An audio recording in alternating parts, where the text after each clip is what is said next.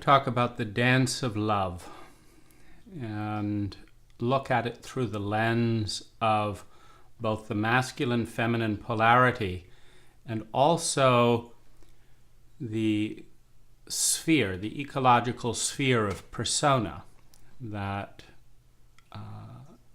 there is a presenting face of the psyche in any individual. And that presenting face expresses some of the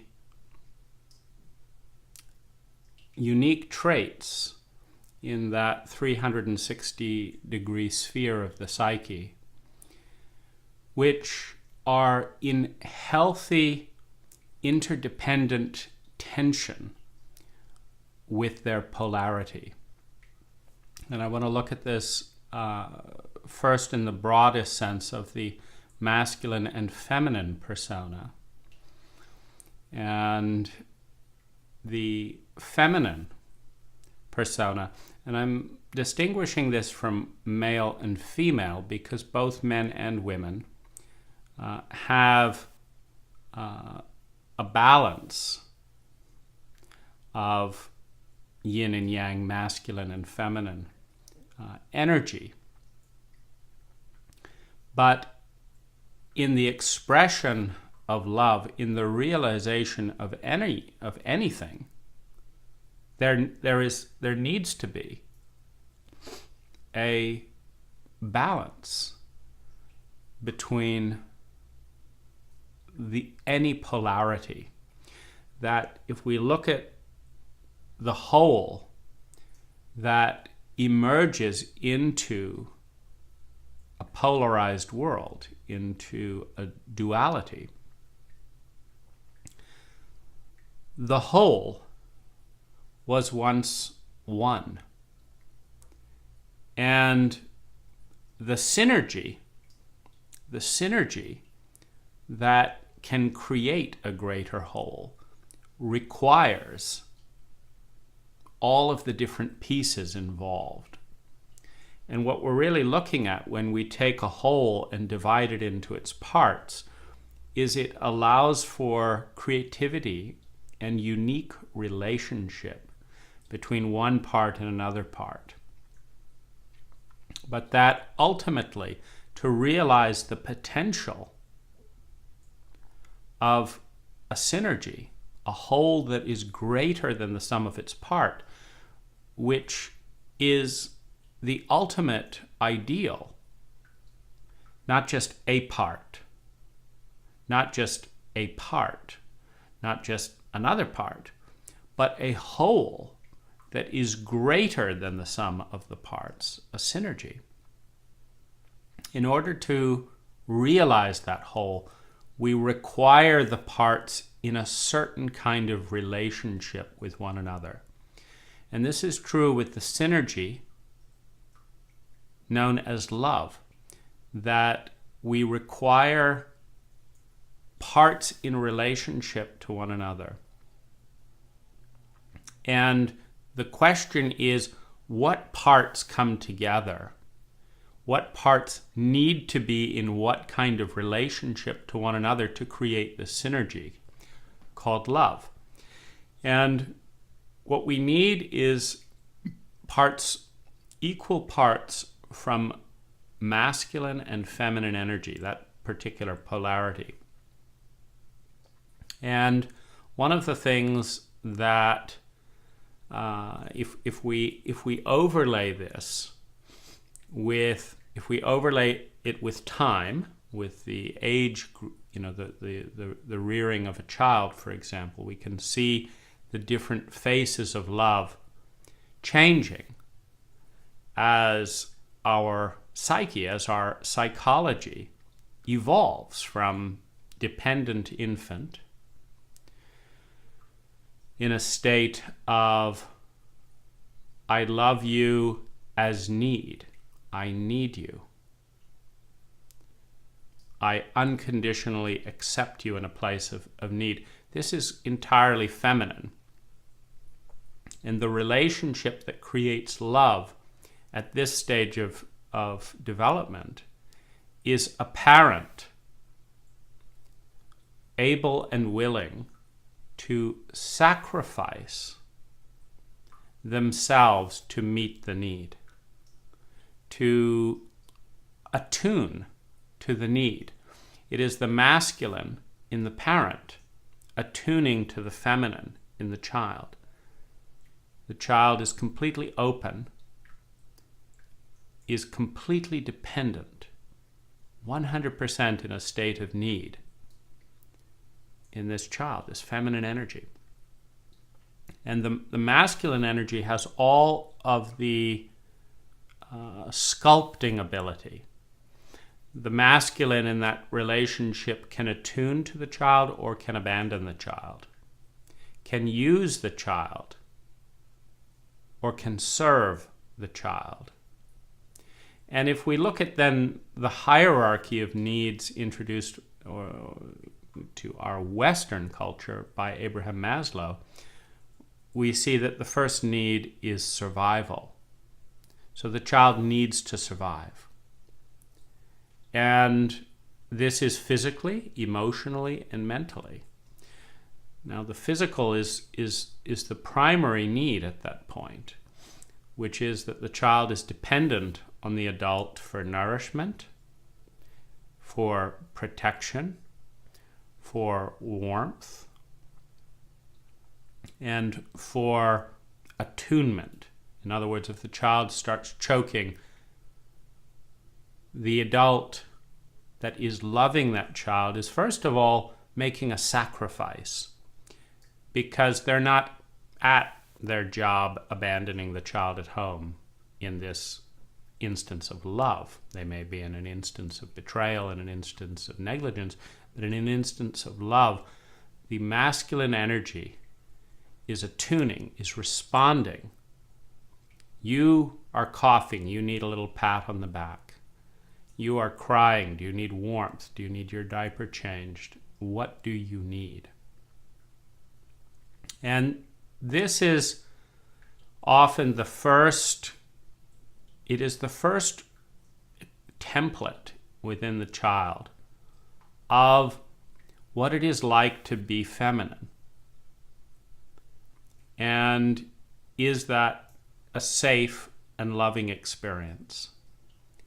Or is that an experience of trauma, of terror, of violation?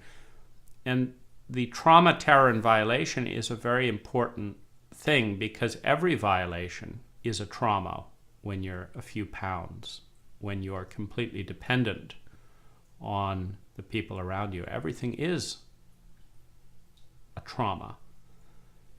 If you fear for your life because you're choking, or because you don't know where the warmth is, you don't know what's happening, and there's no one there to attune to you, to listen, to respond, your feminine template feels alone, feels terrified for your life. Not from the perspective of the culture or the parent. The parent may have a calculation in their mind that says, well, babies can normally survive. Normally she doesn't choke, so I'm going to go out and catch a movie and just give her a sleeping pill. But to the child that wakes up in an unknown world, that reaches out for protection, for nourishment, for attunement, and nobody is there. To the child, this may be a timeless space. There is no knowing when will this end. There is no framework of knowledge to say this is fine, I'm sure they know what they're doing. The question is an immediate one. Are you there? Are you there? And for children that do not experience a consistent answer and that enter into the traumatic state, I'm just going to blow my nose here. Oh.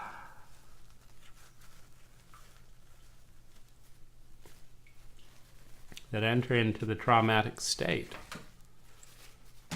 for them it is not safe to be in the feminine.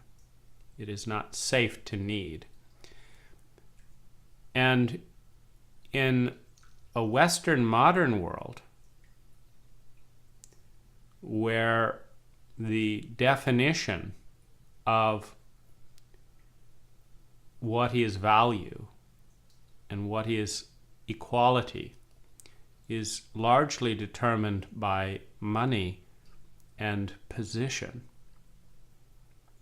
In other words, a mother that is working, looked at through the lens of Western culture, is a more valuable woman than a mother who is attuning to their child. A father who is working is more valuable than a father who is attuning to the feminine in his child, be that a little boy or a little girl, that stage of life through the lens of time and the polarity. The very old and the very young are in a state of dependency and receptivity, incredibly influenced by those around them. They're in the feminine polarity within the psyche. And when this is violated, as they get older, in a culture that violates this stage of maturity, there is an incredible determination not to go back into that state. There's a fear of growing old. There is a fear of needing. There is a great desire and determination not to need and to never need someone like that again. And we can see this expression in Western women who, as they're beginning to fall in love, to attach and bond in the period of relationship that replicates that child, because in every romantic relationship, the whole child maturing process of the psyche repeats itself. You fall into love, which is to become into that part of the psyche that is like a child, that needs. Now, when that need has been violated and betrayed, for example, in the large number of people that are sexually abused, particularly women, or abandoned, or unattuned to, or when the authentic voice of the child calling out for something is met with an even more intense burst of hostility in the part of the parent that does not want to be, and that does not, in some cases, feel able to respond to the child. There is a sense that expressing what I need, being in that feminine place of needing something, that vulnerable place that every pregnant woman feels, that is hoping to have a father for her child, but is aware that the man who was betrayed by his mother, the man who had his feminine side, his state of need as a child, put second or third to so many areas of the culture, work, entertainment, guests, other siblings, media, that the child is supposed to fit in on the other side of that, to keep the body alive, but not to attune to what it's like to be a child. The boy that has been raised in that culture where his feminine need was abandoned by his mother and his father may very well decide, I don't want this child. I don't want the need of this woman. And so now that this need is there, now that her only choice is to have an abortion or to hope that I will show up for this child and for her in the way that no one showed up for my feminine, there is a great vulnerability, and there is a strong determination in many Western women not to need, not to fall into love. In other words, not to enter that part of the psyche where they will be needing the love and care of the masculine, and it will be withheld again, re-triggering the trauma of infancy. And there's an enormous fear in that precludes much of the deep bonding that is necessary to grow up into a really healthy love. A really healthy love goes through the state of deep mutual dependency, of deep need, and goes through and grows up, replicating the maturing process of the child, who goes from that place of deep need to desire. I want this. I want to do this. I want that. I don't want this. Yes and no. I want to be me, and I still want to be accepted, which is the stage in romantic relationship often referred to as a power struggle.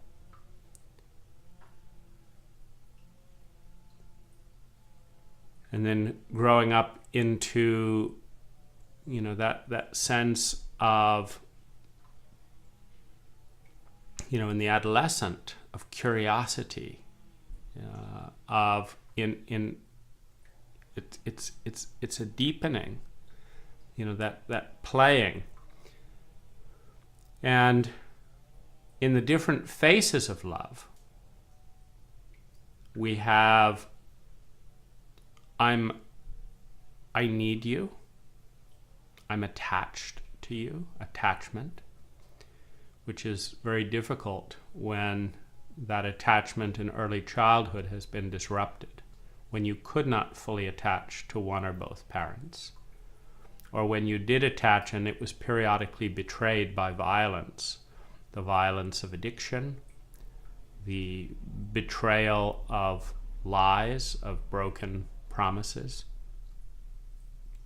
Here again, it's a very vulnerable place. We have lust. I need you. I'm attracted to you. This is in the teenage years.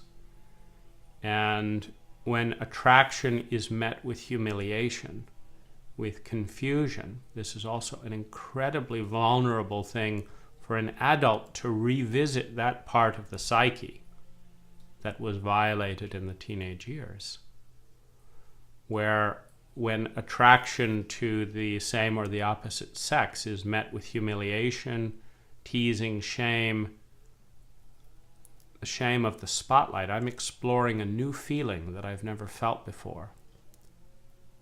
And it's being derided. I don't have the chance to feel it because my feeling it is bringing a hostile attention on me, which is also in the falling in love with the parent. I want you to like me. I made this for you. I did you a drawing and I want it to be beautiful to you. And you're busy on your phone and whatever, that's nice, but it doesn't touch you. You don't light up. The parent doesn't light up around the gift. And so there becomes a shame. Every child makes the rejection about themselves. They are betrayed and abandoned and unattuned to because they are unlovable. Their gifts are not important because they're not attractive. And it goes into the imagination, that projection of the ideal. And this romantic aspect of love, that you will be the one who can make me happy, make me laugh, etc.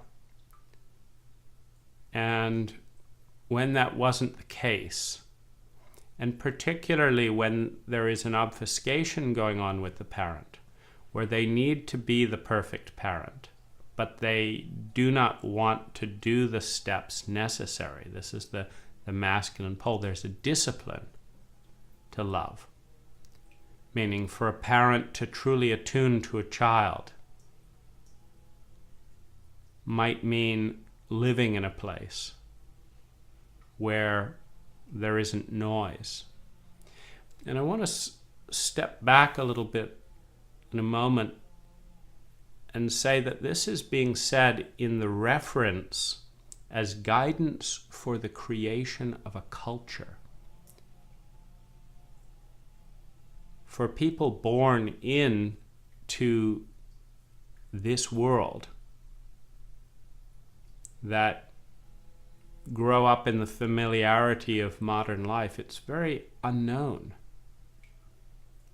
It's very unknown to look at a culture that might actually be designed around the health of the body, the health of the heart, the health of the mind, rather than the sociopathic dogma of capitalism, in which houses have to be built like this, streets have to be built like this, cars have to be done like this, work has to be done like this, not because it is designed with the health of the child or the family or the individual, but the health of a human construct called the economy,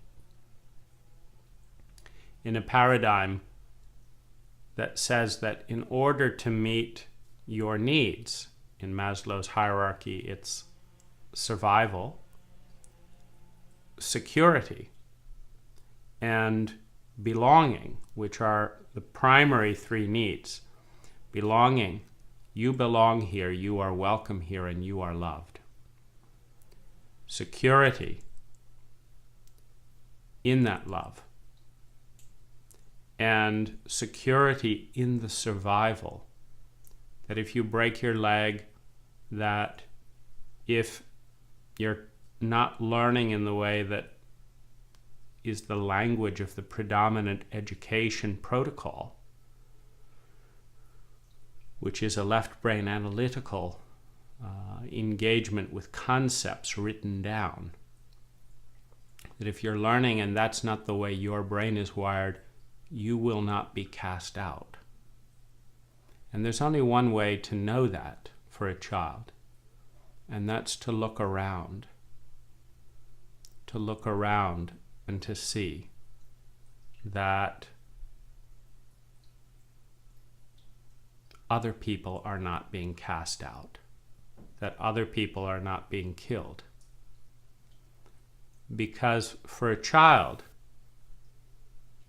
who sees and hears about murder and rape and betrayal and child abuse, when they're in that state where it's all about them,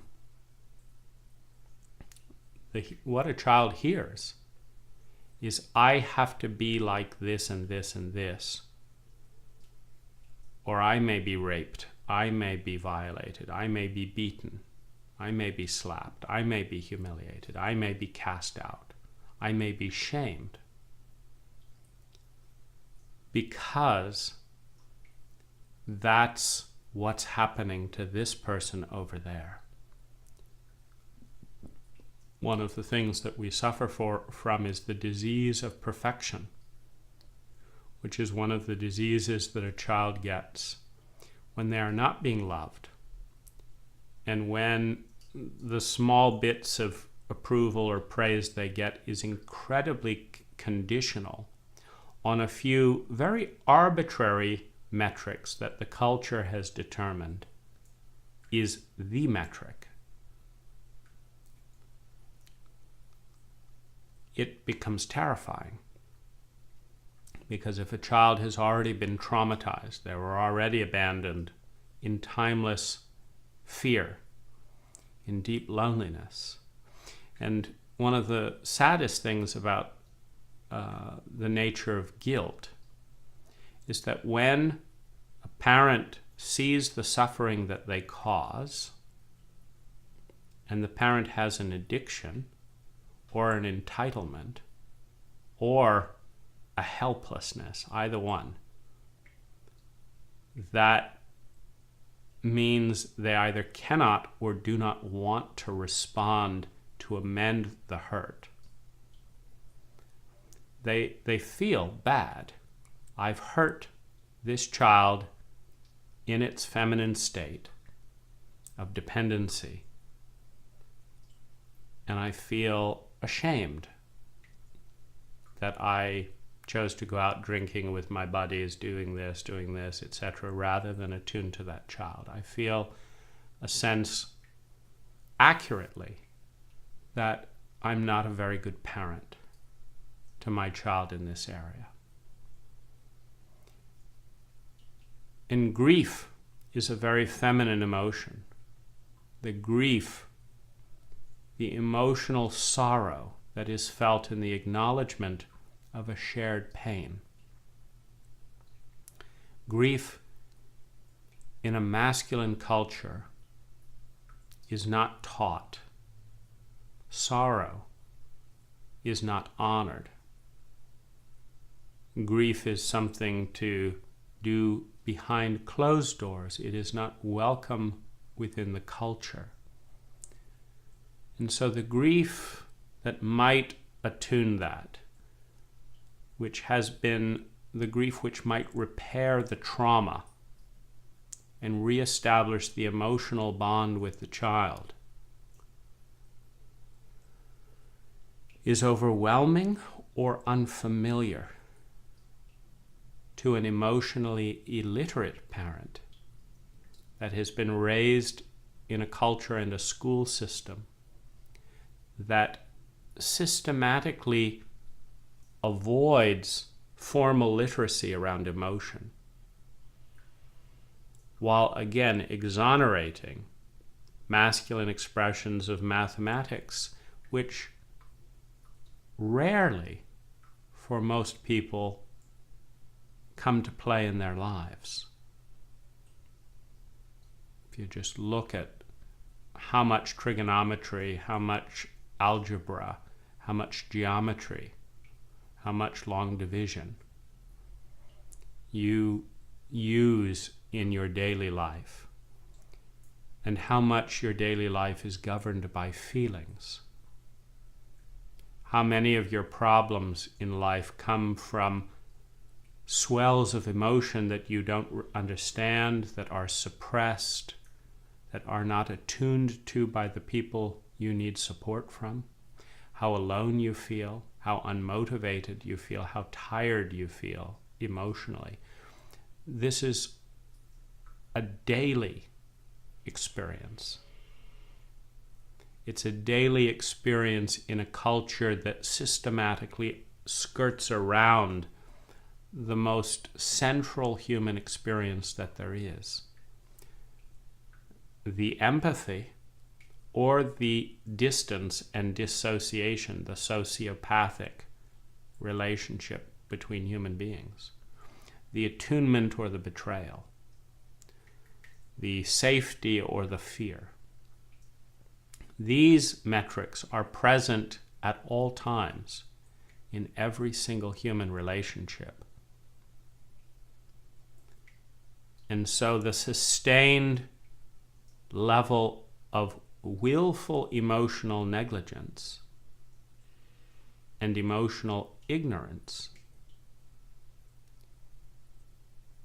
in conjunction with the shaming and harmful messages that your feelings don't matter, that the power structure's feelings matter, that if you're angry at your parents, you better stuff it, that if you hate your parents for betraying you in a helpless state, that you are bad. They are not bad for betraying you in a healthy state, in a helpless state. You are bad for the shame that you feel, for the anger and the hate that you feel, in a culture that has a divine commandment Thou shalt love thy parents, the fourth commandment. Suddenly, the feminine self, which is the liquidity of spontaneous feelings, the alchemy of spontaneous feelings, the fact that your emotional self, your feminine self, would feel terrified today if you were kidnapped and put in a sack and kicked and raped and laughed at. That those natural feelings, the hatred, the terror, the trauma that you would feel, would be shamed and avoided as a culture, as opposed to honored, understood, and attuned with. That if there is hate present, that there would be an attunement to the helplessness, to the terror and the helplessness, an attunement to that state, and a response of help and validation and empathy, such that the hate dissolves back into safety, back into belonging.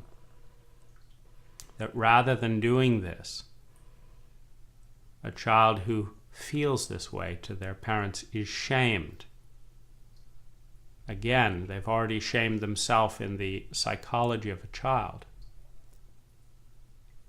Is a violation of human right, the right to be human. Because when a child is in that level of shame, that level of negation, that level of trauma without repair, they will not be able to grow the parts of our brain that relate to human empathy, because everyone around them is not safe,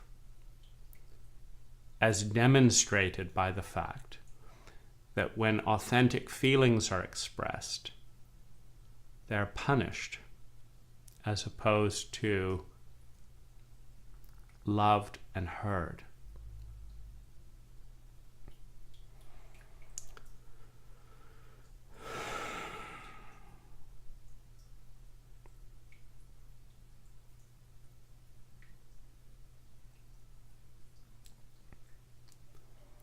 You have I need you attachment. This is a circuit in the brain. You have I want to have sex with you. I want to be attractive to you, and you are attractive to me. The lust circuit in the brain. We have romantic love. The imagination, the projection of the ideal onto the other. As a child, it's the ideal parent. As an adult, it's the divinity, the one who is idolized. If the culture idolizes coolness, the low spectrum on the empathy sociopathic continuum values coolness. I idolize you because you're cool. You're so witty. You don't let anyone see your feelings. You're attractive. You're assertive. You're masculine. So I'm enamored with you. You represent my cultural ideal. And I imagine you as this perfect ice sculpture. That is not necessarily you, but it is my infatuation with a projection of who I want to be, of who I want to be associated, of my ideal. This also, this infatuation with the parent as the perfect parent, as the deity. This is also a state of love. And when that is violated, I idolize you,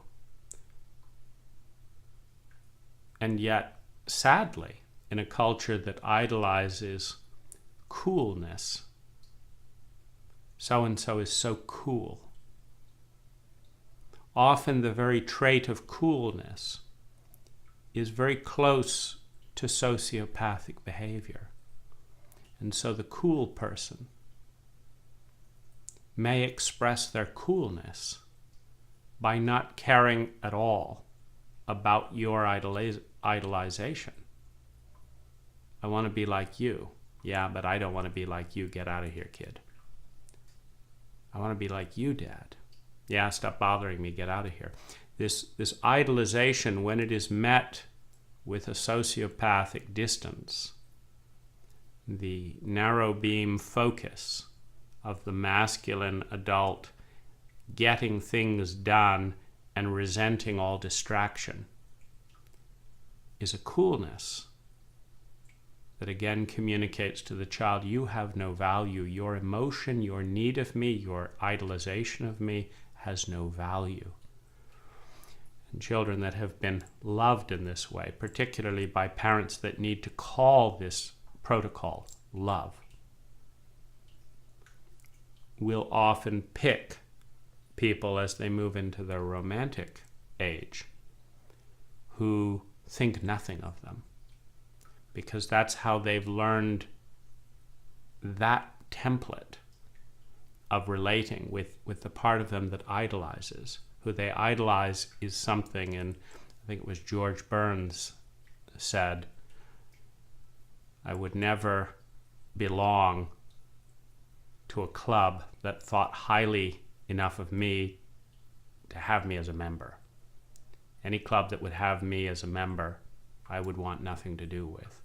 And this is a statement in that sense of that first reaching for the ideal parent and the rejection in a culture that doesn't teach parents about these stages of love in the child.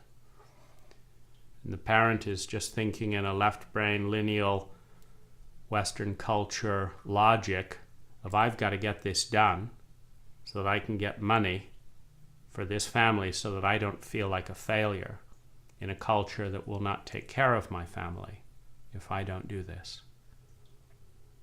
And so in a left brain lineal logic sense, their focusing and rejection of their child and their needs is a form of survival. They're dealing with the love of survival.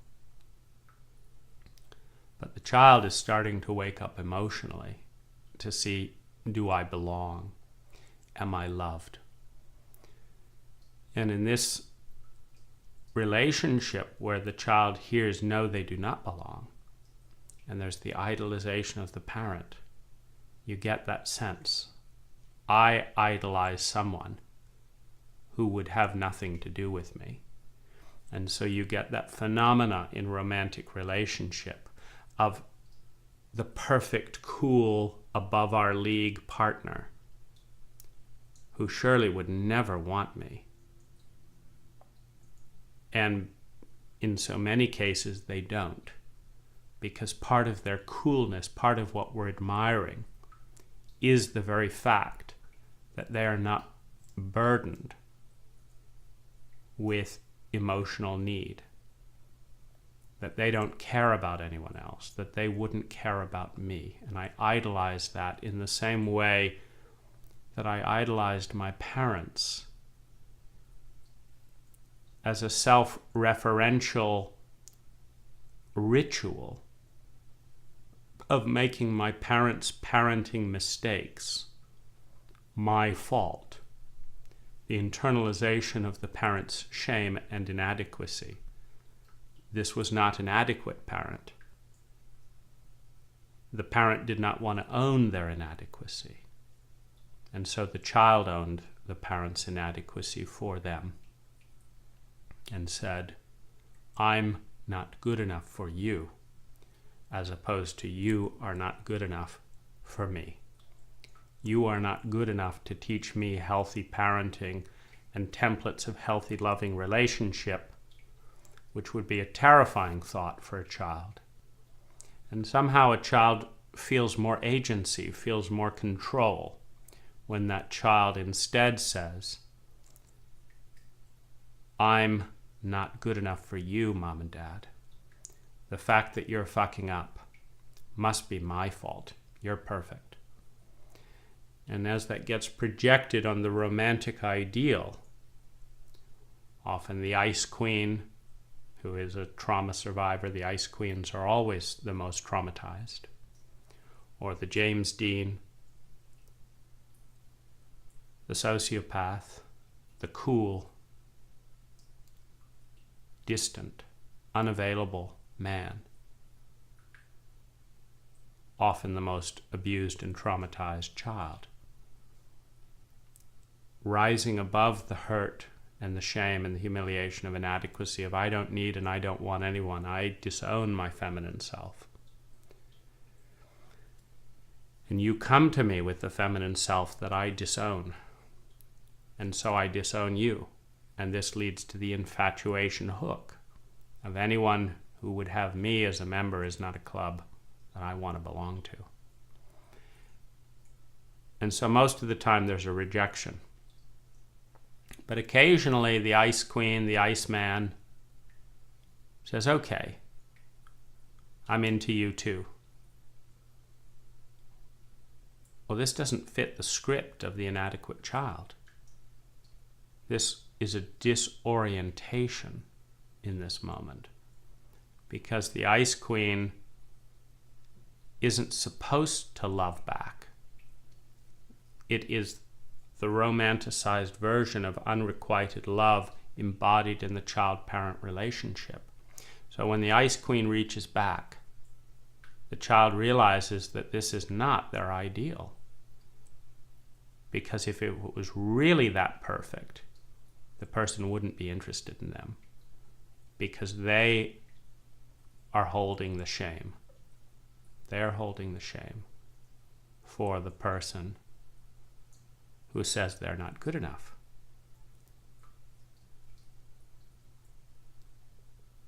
And so you have the problem where when it is occasionally reciprocated, then the person pursuing loses interest because it is a disorienting experience for someone who knows they're not adequate to have someone say, yes, you are adequate.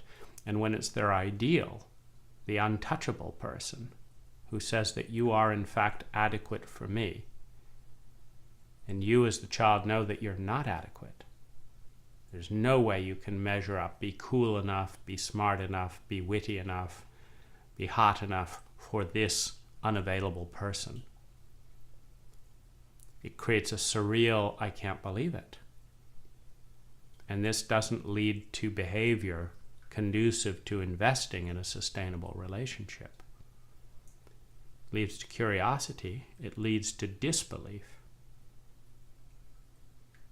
If you've ever been in that position where you're too good for someone and they're putting you on a pedestal, I've been in that position where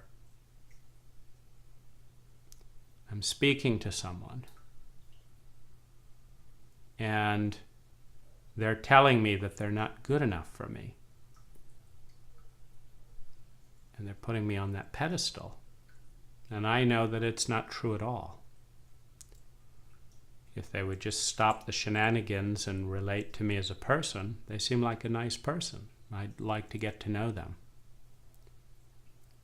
And I watch this face happen where my interest in their feelings shouldn't be happening. My interest in them doesn't fit. And my reassurance that yes, they are valuable is the final clicker that says, I must have been wrong about you. Because you were my idol on the assumption that you wanted nothing to do with me, that I'm taking up your time. If there's nowhere you'd rather be than with me, and I know I'm a shit, there must be something wrong with you that you're not telling me, because I know I'm a shit, because I've always been a shit in the way I felt in relationship to my parents. I never felt that my feminine self, my deep emotions were welcome, that my feelings of anger would be honored. Sure, my dad's feelings of anger would be honored. Everyone had to honor his feelings. But my feelings were worthless. And so this man that seems like my dad, he's got success and this and that, but he's honoring my feelings. And that doesn't feel right. It's disorienting. And I've watched women idolizing me go from idolizing me to rejecting me in a matter of an hour. And the only thing that creates the pivot is my reciprocation of interest and my pulling myself off the pedestal. No, that's not true about me. Yes, I make plenty of mistakes. Yes, I feel terrified too. It's like, you're just like me and I'm a shit? Well, you must be a shit too. And so they go off to look for the next idol who won't disillusion them. And the appropriate mode of interaction with the abused child in an idolizing relationship is to find someone who will abuse them like their parents, who will make sarcastic jokes at their expense, who will nod knowingly that they are in fact a shit, who will use them sexually, and they will feel right at home. And so this is this template time of the idolization of the parent or the new lover. And in the healthiest sense, if there is enough consciousness or if there's effective enough parenting, the idolization becomes inspiration. I see something beautiful and great in you and in myself. And I see something beautiful emerging in myself as I adore you. Something magnificent, something divine, something queenly, something kingly, something God and goddess-like. And I feel this bigger-than-life force moving through us. And we are equals in that force. And we honor it and inspire and evoke it in each other. And we each own that spark of divinity that is in us. We each own that spark of divinity that is in us. And we move beyond it, as well as owning the desperate need and the willingness to respond. When you enter your desperate, needy place, I will be there for you without shaming you. And when you hear my desperate neediness, you stand by me without humiliating or abandoning me along cultural lines. The cultural lines that say guys don't have feelings. The cultural lines that say guys just want to have sex. The cultural lines that say guys don't care. Guys are idiots. Guys can't talk. Cultural lines that can be used as the basis to abandon a man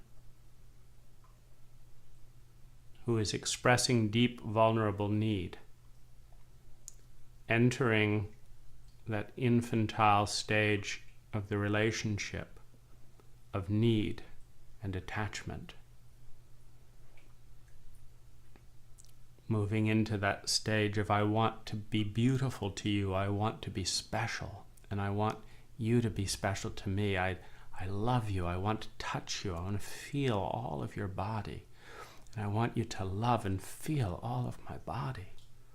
You have so many people abused in Western cultures that cannot go into certain arenas that have been shamed by their peers and their parents in childhood.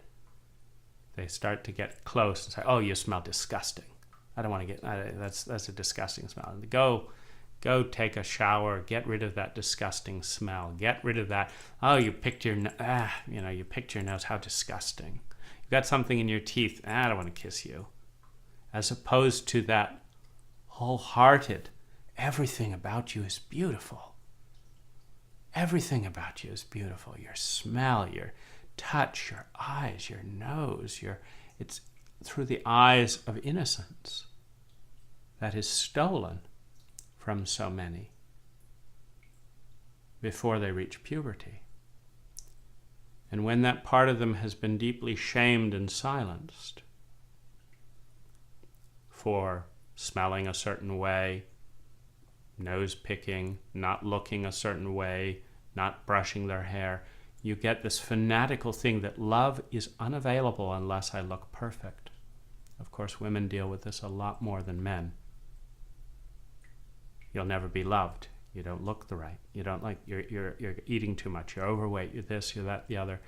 And when the love is that conditional around these perfectionistic things, it becomes impossible for that woman, for that man to let in love when they are not in the perfect box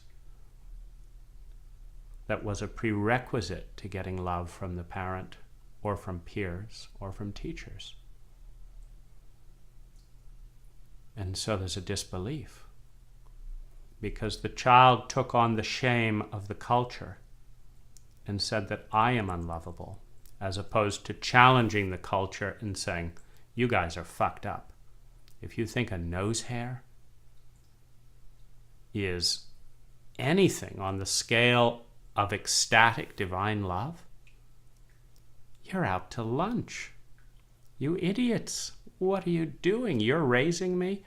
Rather than giving the shame back, the inadequacy of a culture's ability to love a beautiful child, the child takes it on, hurting themselves with the culture's wounds, rather than challenging the culture to grow up, to realize that divine love, that transcendence, that human companionship, that belonging is so much more satisfying than the judgments which preclude it.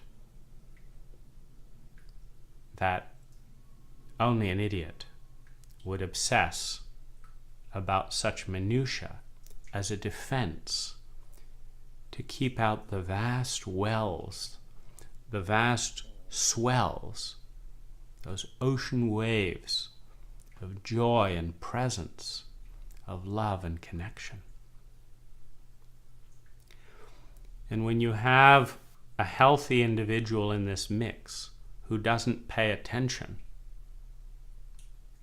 to haircut, to hair color, to type of perfume, to breast size, to penis length, to brand of jacket or shoes, but pays attention to the human being inside that costume,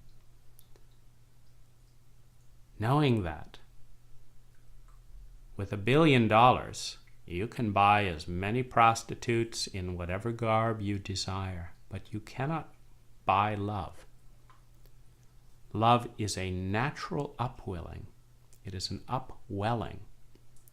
It is an organic phenomena that is only created when you move above these 4 infantile loves, when you go through them and step into that mature love. And what is that mature love? What is that mature love that is not the 1-year-old infant in unconditional acceptance and complete need and attachment? That I want to be liked by you, and I like you, and I want to be close to you, and I need to touch you and feel you. The 7-year-old little girl just wants to be adored by her father. adored by her mother in all of her innocence and beauty. Moves into the idealization, that fantasy, that romantic love. You are my idol.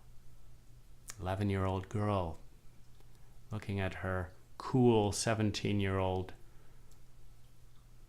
peer at school, having that crush on that teacher who seems to be so sophisticated and not have any of the emotional muddles that she's going through.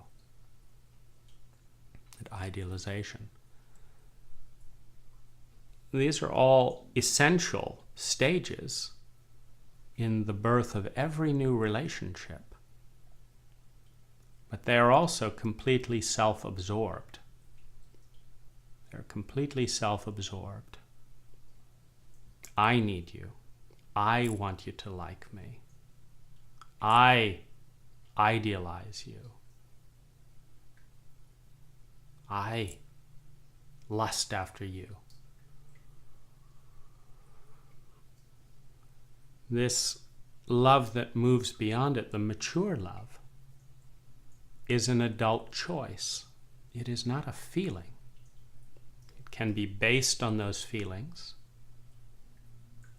But adult love is the choice to be loving. And it's adult because it is the first love that is about the other person. It is the first love that is not about oneself. It is all about you. The choice to be loving to you is all about you.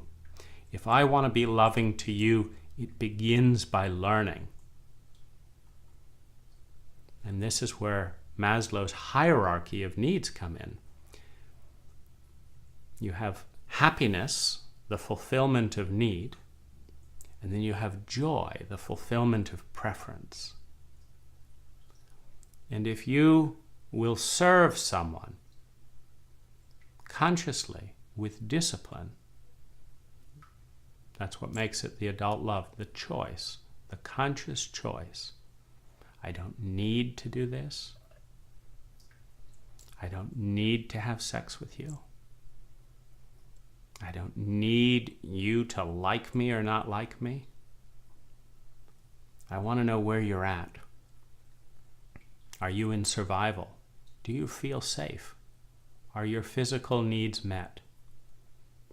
Are you secure?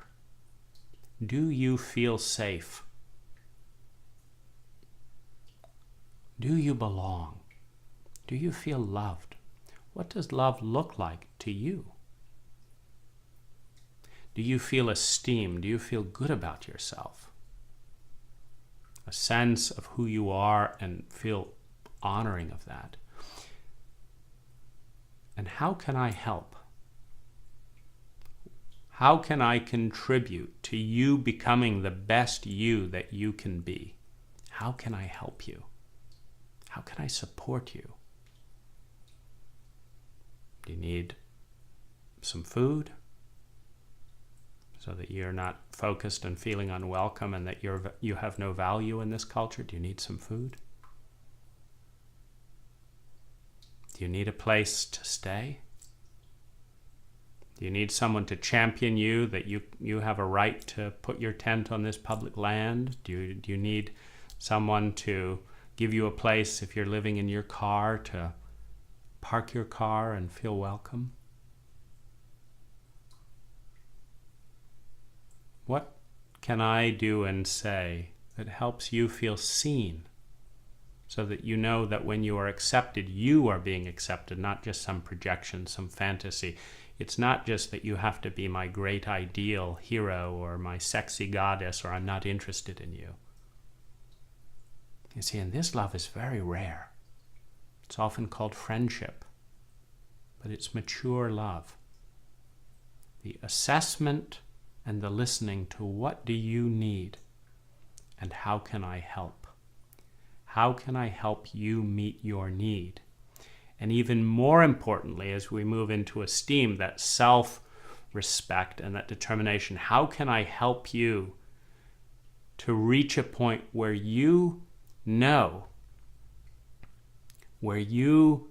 how to do these things for yourself, where I'm not creating a dependency, where every month our relationship grows and evolves, you need me less, so that you reach the point of freedom where you can meet your survival needs, where you feel safe in that you can do this on your own, that you belong and you can create friends, that you can create belonging, that you are loved because of who you are, not as a favor, because of who you are. And that you know what your principles are, what your values are, that you have a sense of self-esteem, that you're proud of yourself. You see, and when you help someone like this, if you hit on them, and that's not where they're at, they don't feel loved. You may be feeling, oh, I love you, I love you. They don't feel loved. They feel like, oh my gosh, another hurdle to navigate. I'm trying to get food for today and work on my college for next month, and here's another person. How am I going to dodge this one? I don't have time for this. See, they don't feel loved because it isn't mature love. Now, if they're really interested in you and they're looking for a girlfriend or a boyfriend, sure, they'll feel loved. Oh, how wonderful, someone's interested in me. Similarly, I want you to be interested in me. I want you to like me. You're busy, da-da-da-da-da. As an adult, this is only experienced as pleasurable if it's mutual. The first loves are all self-centered, which means that if two people are in that self-centered love, it feels amazing. It's like the reparenting, the regrowing up again within the relationship. Someone loves me, they accept me, they want me. It's the most amazing thing in the world. It's like a 2-year-old, a 3-year-old, a 5-year-old, a 7-year-old, feeling loved and accepted by their parents, which particularly if that didn't happen as a child can feel amazing. But it's two people going through the child stages of love. Essential to reach that mature state where those needs are met enough that you have the reserves and the presence to make a willed, conscious choice. I'm going to choose to be loving to you, and you get to decide what that means. If you want help figuring out survival, I'm a resource for you. I will help you. And most importantly, I'm going to help you grow to a point where you can do that for yourself.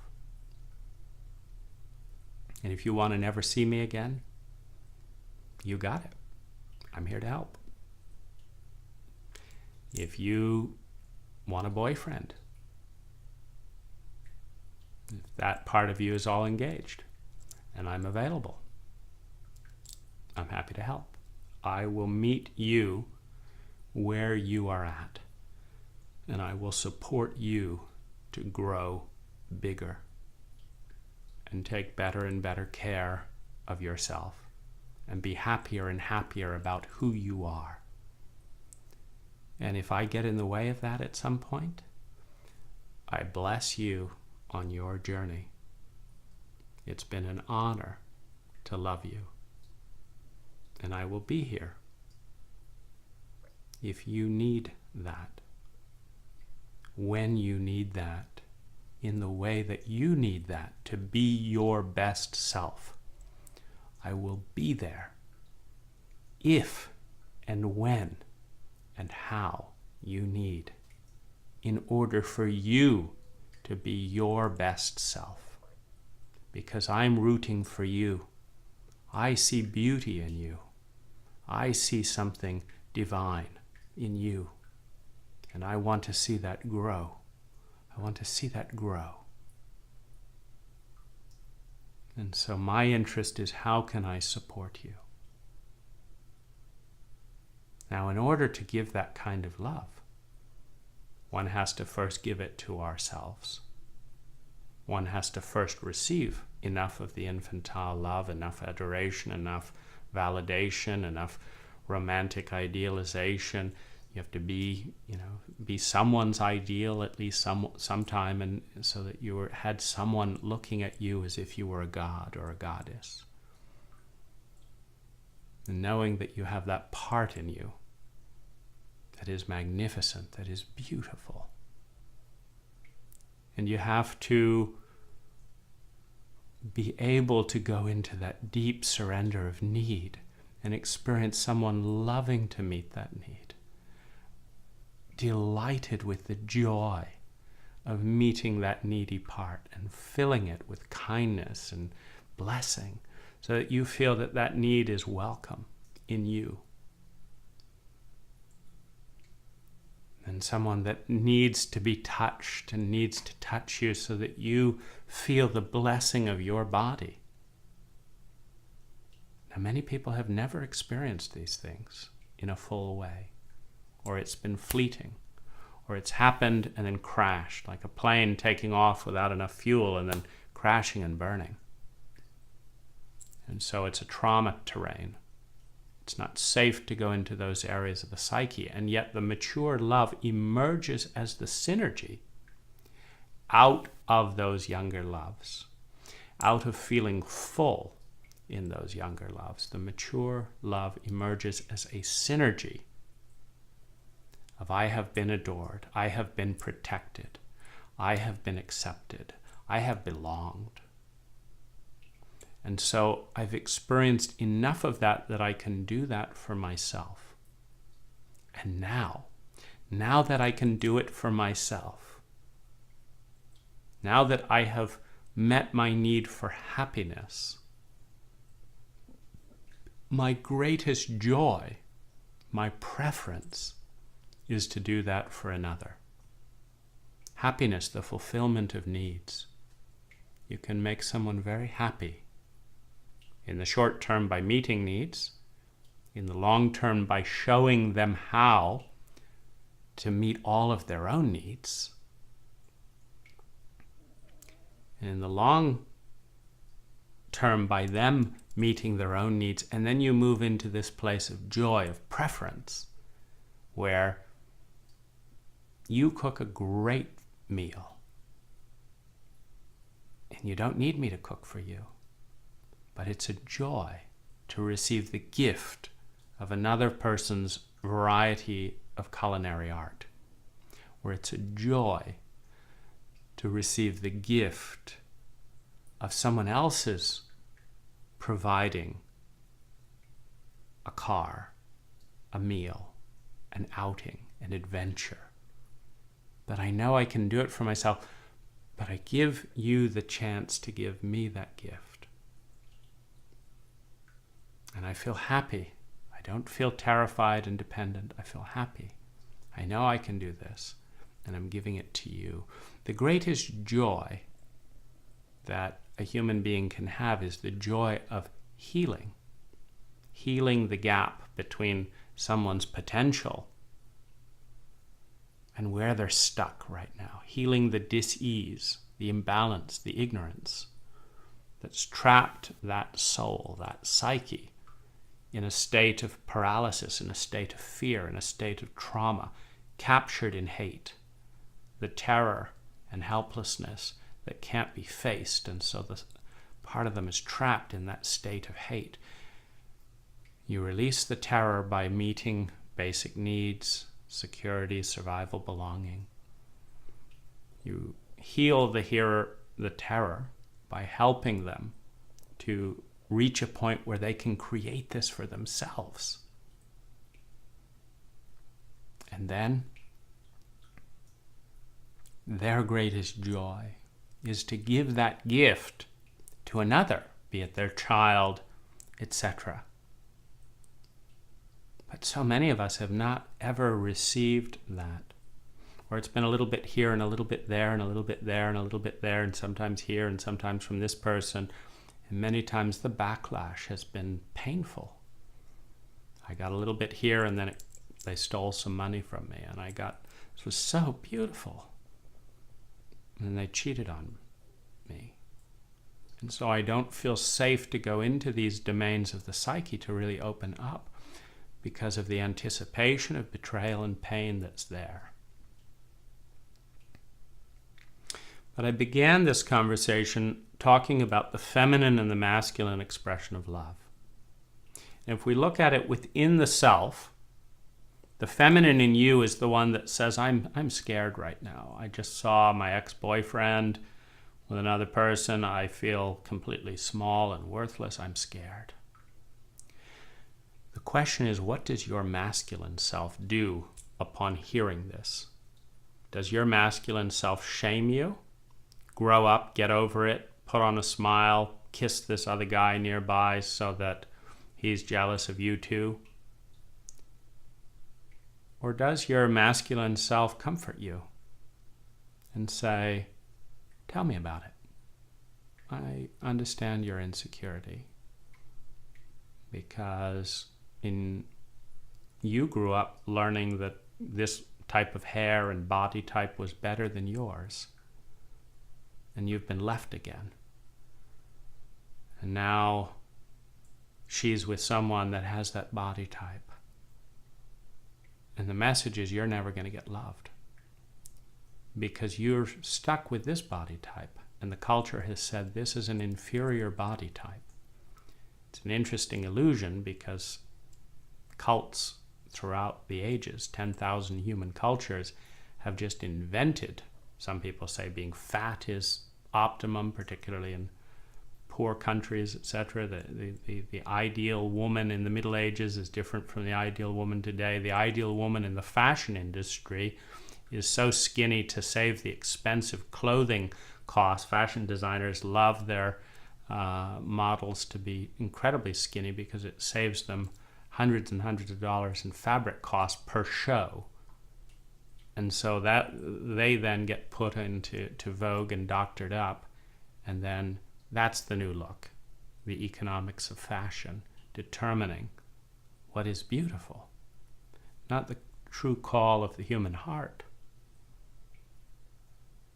If you look at many of the fashion industries, you get a sense that they're appealing to different drugs. In the abused feminine archetype,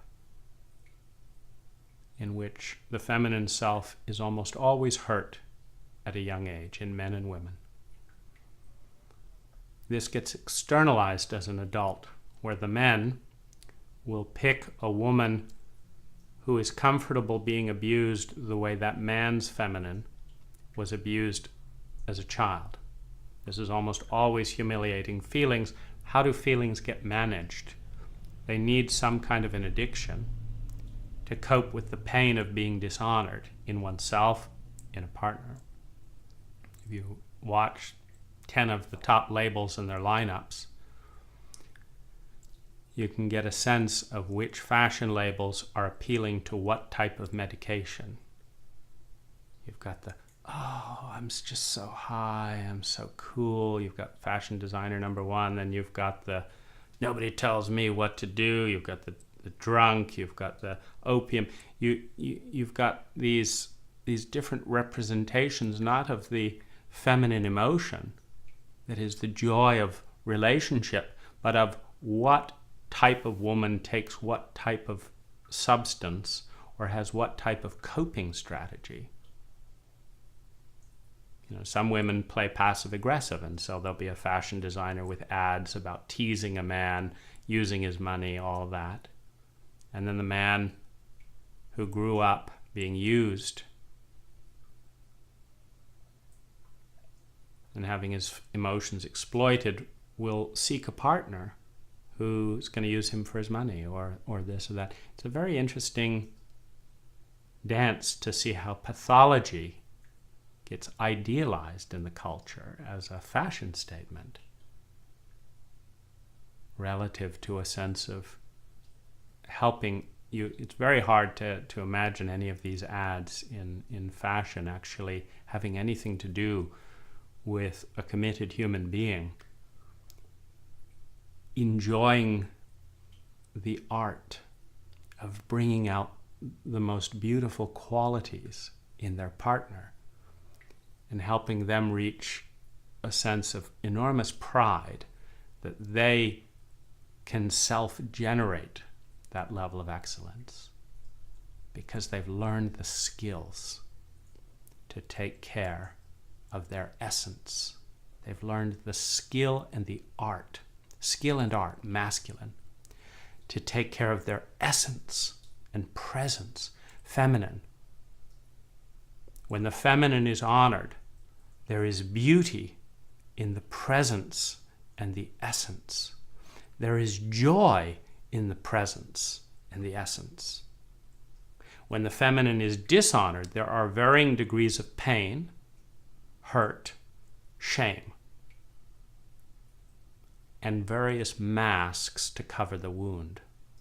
In a culture that does not respond to the small, hurt feminine that is inside each one of us, in a cult that doesn't respond to the small hurt that is in each one of us, the feminine, who has heard 10,000 times in this culture that she is not welcome, her needs are not welcome, her emotions are not welcome, her intensity is not welcome, her body as it is not welcome. That small hurt shame of inadequacy and fear and insecurity is covered by the bravadic sociopath, the cool queen who has sycophantic followers and goes around decimating the psyche of other people to replicate the decimated psyche that is already in the inside, the externalized abuser.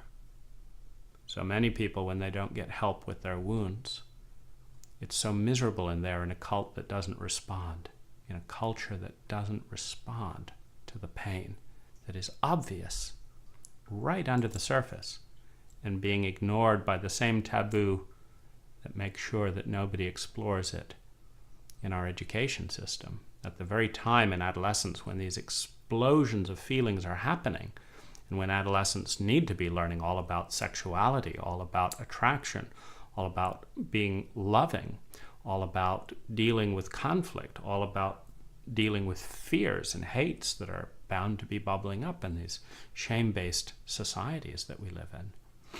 The very time when they need to be dealing with this, the very time they're being humiliated for any show of emotion, which means that every adolescent gets practiced in our culture in developing a sociopathic mask that hides the way they truly feel, but that allows them to survive the abuse cycle that's going on around them. So in this dynamic, how do we learn to love? And when our abusers, the father raping his daughter, tells her that he loves her, the mother abandoning her son and seeing the disappointment on his face, doesn't apologize for the abandonment, but says, "You know I love you, don't you?" And he's supposed to say yes, to make her feel better about her betrayal. The brother that borrows and takes this or that or steals some money and says, we're family, I'm good for it, I love you, you're great, but doesn't give a choice, doesn't pay it back. When there are so many scripts designed to protect the abusive cycle that are called love in the absence of any emotional literacy, love becomes a terrifying thing. Because we don't want that again. And when someone says, I love you, nightmare, flashbulbs. Oh my God, what's going to happen next that's so terrifying that's called love? I don't want it. Get away from me. I don't want to see you anymore. I thought we were just having some fun. If you love me, I'm not up for that. Meaning I'm not up for being raped. I'm not up for being lied to. I'm not up for being betrayed. I'm not up for being guilt-tripped and shamed for who I am. I'm not up for being treated as badly as you treat your own feminine self as an echo of how the culture has treated your feminine self as a man. I'm not up for that. I'm up for a little fun, but not love. I'm up for the joy of connecting, but not the abuse that has been repackaged as love. When you have abuse that is not repaired and is covered up systematically by the culture, by family members, Don't say your grandfather touched you like that. It'll ruin our reputation. You're the problem for talking about your feelings, about being groped. You're the problem, not the grandfather. He's paying the bills. And so you have this very, very confusing mix. And then you have these deep childhood pains that are so horrific that many of them are blacked out, or they develop into PTSD, and just remembering them sets off a whole train so you don't go there. And many therapists don't know how to deal with that terrain. So we come to the masculine and feminine dance of love.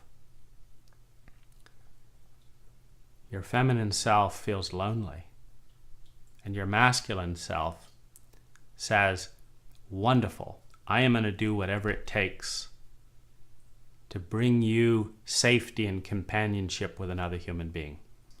What kind of companionship would you like? What does he look like? What does he feel like? What do you talk about that would make you feel like you belong? You, the feminine inside me. Okay, I'm going to write you a dating profile that talks about all those details. And what are you afraid of, little one? You're afraid that you're going to go on a date and be pressured into sex. Done. Got you covered. I will never have sex on the first date for all you meat hunters, but I would love to learn about your feelings and see how they come together. If you're not comfortable talking about feelings, we're not a match. Send. Okay, now let's see who comes in. You see there's a partnership. Self-love, and it is the same dynamic that when it becomes externalized in the love of a relationship, is how do you feel? What do you need? How can I help? Okay, how did I do? You felt lonely and disconnected. Now I've got you 3 dates lined up. Are you feeling happy or are you feeling overwhelmed? Feeling overwhelmed. Tell me about it. What's in there? Okay.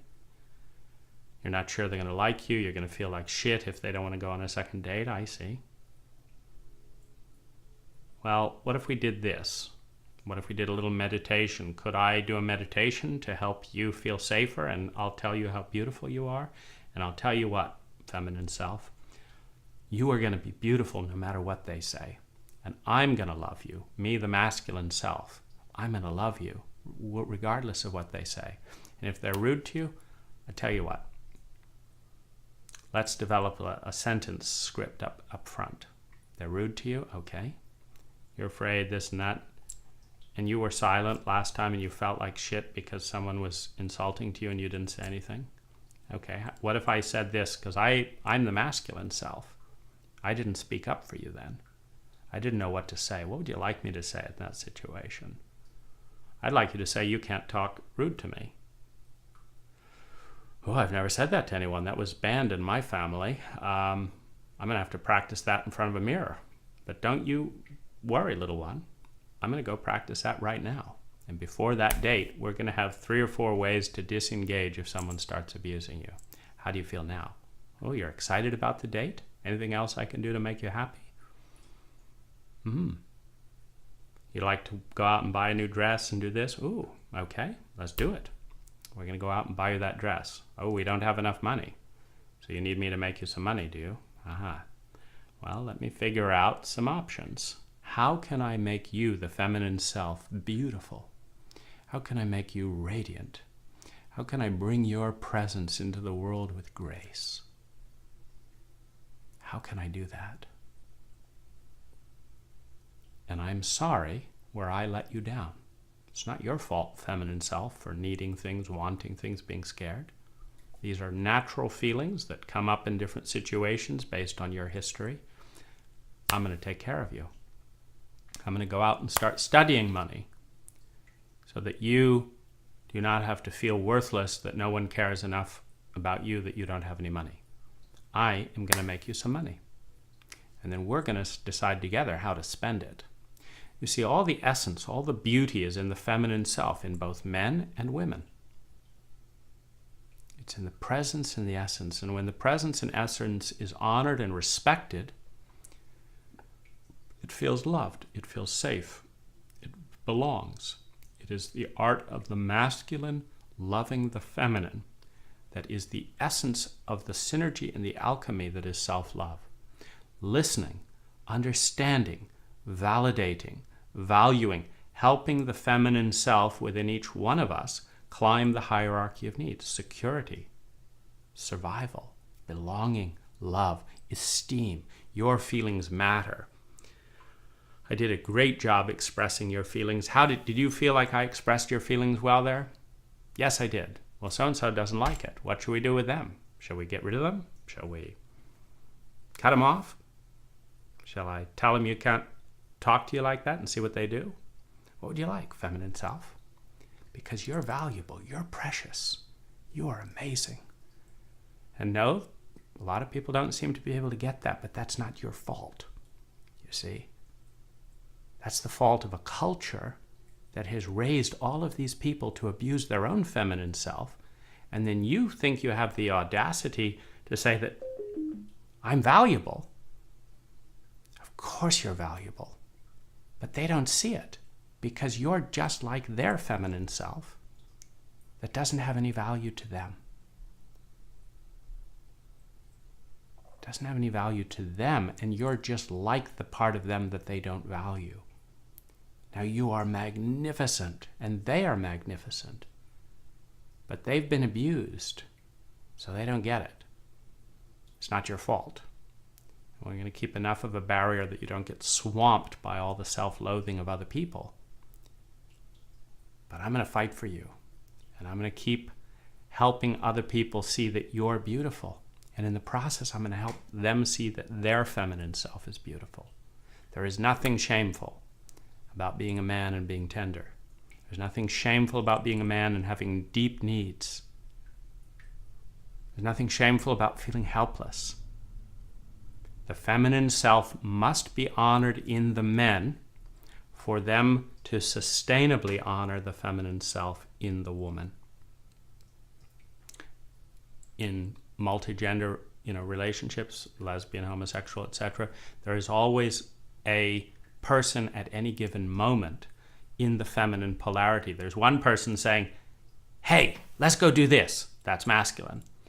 And there's a feminine that's saying, no, I don't want to do that. Or, yeah, let's do that.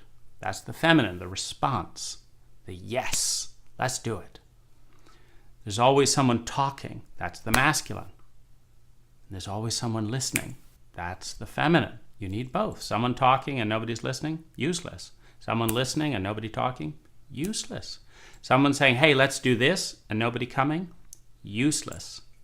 Someone waiting to be asked and nobody asks, useless. There's no flow.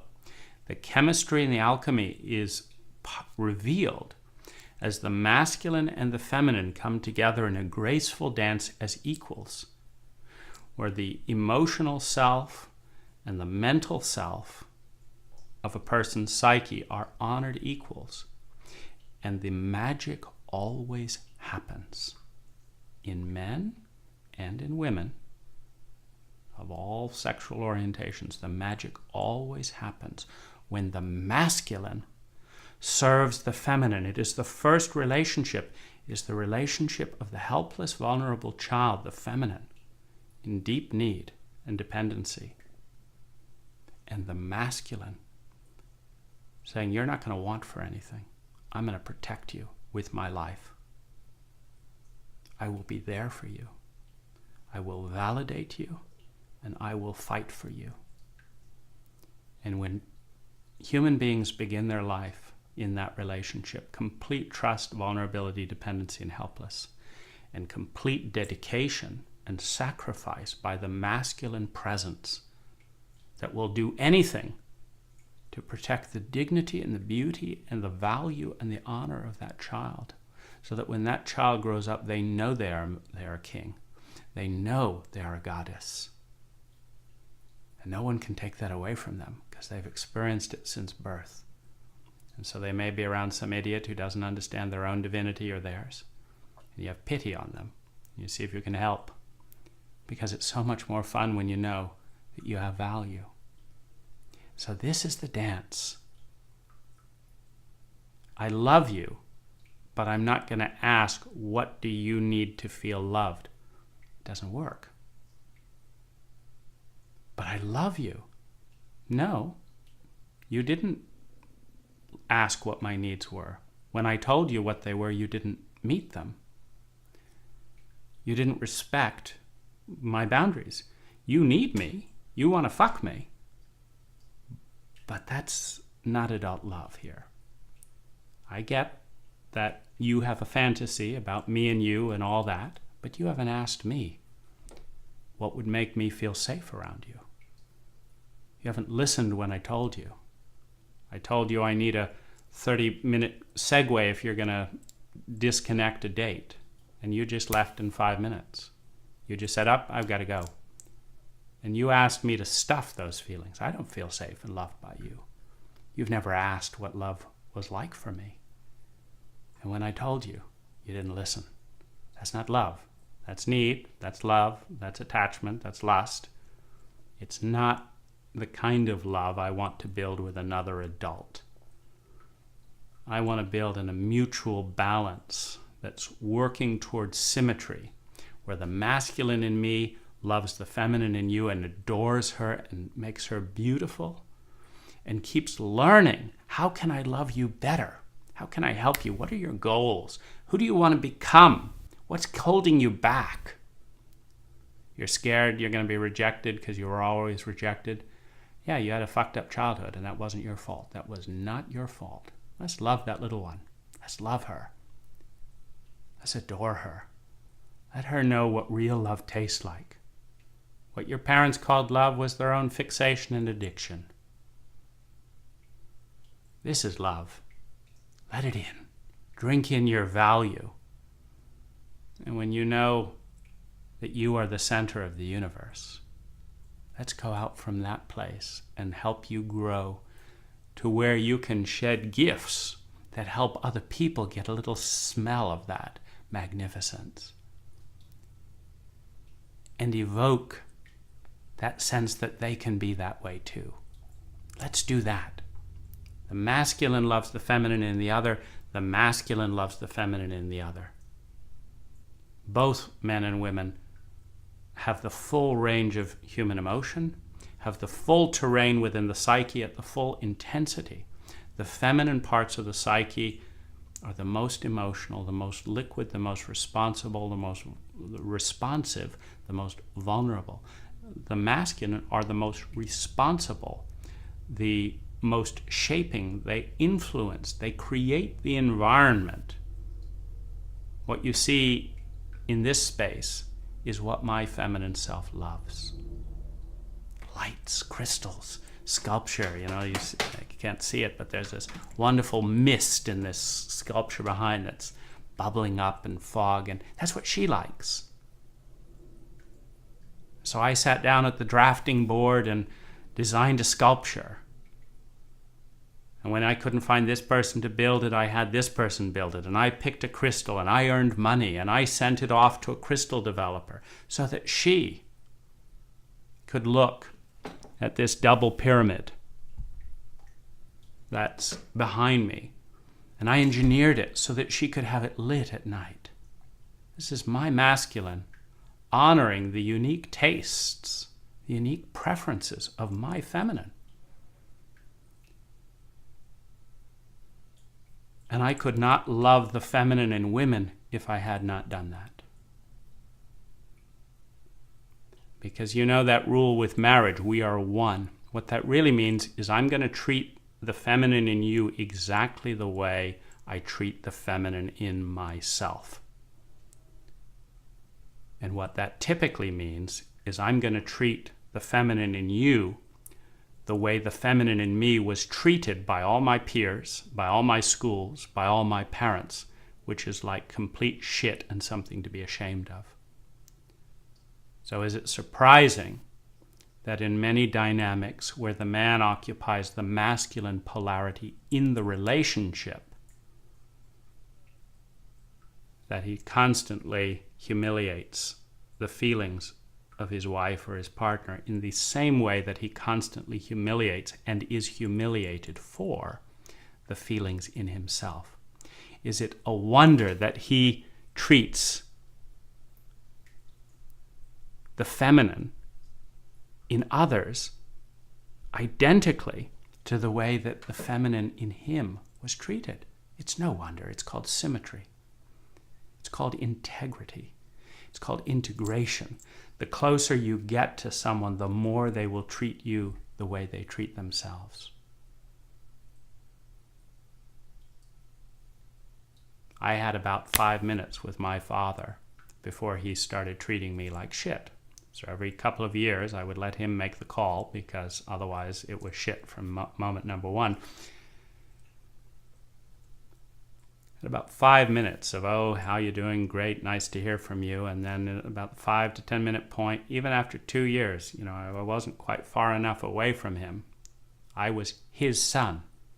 So if he was a piece of shit, I was a piece of shit just like him. If I kept my distance, he would treat me the best of all the siblings because he wouldn't think twice about any club that would have him as a member because his feminine self had been so toxically treated by his parents, by his culture, by his school system, by his peers. His feminine self, his masculine self was idolized. Genius, intelligent, this, that, and the other. So he treated that part very well. It was the feelings of his children, of his partner, that were nothing. He could not love the feminine in another more than he could even comprehend loving the feminine in himself. And so the greatest gift that we can give ourselves and one another is consciously moving through these cycles with partners that want to honor this great dance of these great energies, this unipolar force, this synergy of all that is, being divided into this polarity of yin and yang, masculine and feminine, so that they can dance with one another, so that the feminine side can say, I need, I want, I love, I would, I want that smell, I want that taste. And the masculine can say, I'm right on it. I'm going to give that to you. And one of the interesting dynamics in human beings is that this process is downstepping, meaning that it's what used to be played out on a global scale and still is being global scale, is still being played out on a global scale, is being played out on a national scale, is being played out on a family scale. And it's reaching that point where it's not, if you're a woman, about finding a man who will provide and take care of you and adore you and all of that, and you don't do anything of that back. It's about both men and women asking themselves the question, is my masculine self shaming and beating up on my feminine self in the chauvinism of our day? Or is my masculine self waking up every morning and say, how you feel, feminine self? Well, I had a bad dream, this and that and the other. Okay. Would you feel better if I made you some coffee? Would you feel better if I got up and watched a TED Talk? How can I support you in growing? Yeah, maybe I'm not quite sure. Well, no. Well, let's give it a try. We're going to try an orange juice and coffee. We're going to try a nice croissant. You feeling better? Oh, I love it. Great. What else can I do for you? Now you're a little bit more awake. What do you need? What do you, I need a couple of days of solitude. Well, that's going to be tough at the office, but let me see if I can arrange that. Let me see if I can pull in a favor from Fred, and let's get you a weekend. And it's the masculine honoring the feminine within the self, in the knowledge that the feminine is where it's at. The feminine, the greatest joy of the masculine energy is serving the feminine and seeing her happy, seeing her radiant, seeing her presence sparkling across the mental emotional landscape, having her by his side. And he doesn't get that radiant queen when he tells her that she's a piece of shit. Because every time she speaks out with enthusiasm, he gets laughed at. Because every time he falls in love, when she falls in love with the beauty of something, someone humiliates him. Someone teases him. Someone tells him he's being unrealistic. And shames him into being the serious stereotype of the autocratic, highly valued, boring, masculine American male. And then we have all the women determined not to be outdone, determined not to take the 30% pay cut indefinitely, etc. No, we can be serious, and we can be hard-nosed, and we can be sociopathic, just like the men can. We can get all these business deals done just like the men can. We're valuable too. And yet neither one has taken the deeper step to fight for the feminine. Because when feminine essence is deeply honored and valued as the sole purpose in life, that to see her smile, to have her unconditional surrender to your love in trust and beauty is the essence of life. And to honor that with your life, to fight for her, to know that she's worth it in you, is what life is all about. And to miss that and trade it for a Porsche or some misogynistic betrayal, because when men in their feminine feel like shit and feel completely worthless, and this doesn't get healed, and they don't get medicine in the form of belonging and men's work and groups and all this, when this does not get healed and just gets further shamed, and when they get exonerated for having lots of anonymous sex, for example, and having a Porsche, etc., their sole source of validation is the stereotypical masculine shell. And what often feels very good is when the man's feminine feels like absolute shit, and he treats a woman like absolute shit. Now she's feeling his feminine's shit. This distracts him from his own feminine, and now he feels like he's worth something because he's projected the feminine onto his partner, or she's projected the feminine onto her partner. There's now power women who do the exact same thing. Fuck a man over, use his feelings. And when her terrified little girl is now projected on the hurt of that humiliated man, she feels like she's worth something. She's not the cultural outcast in a chauvinistic culture that does not value the feminine in men or women. She's not the cultural outcast anymore. She's the man. She's the masculine. And she's a badass. This strange American ideal. And no one took her for a ride, and da-da-da-da-da.